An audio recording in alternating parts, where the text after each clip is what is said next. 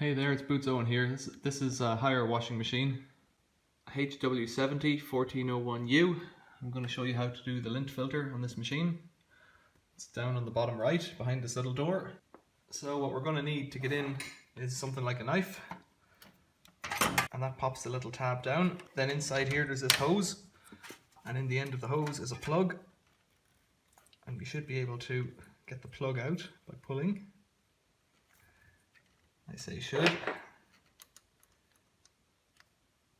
So give it a bit of a twist and then pull. It's very stiff. There we go, and the water begins to flow.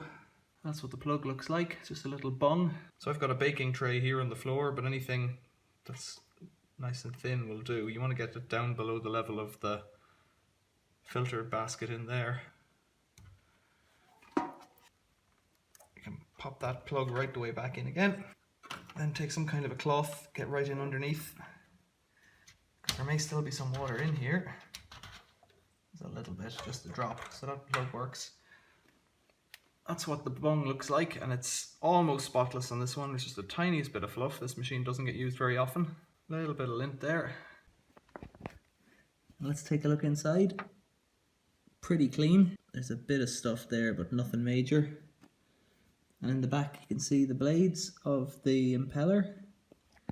So I'll check with my finger that they go around, and they do. So then to finish up, it's just a matter of pushing this in, and it's got a little plastic tab there, so it'll only line up in one direction.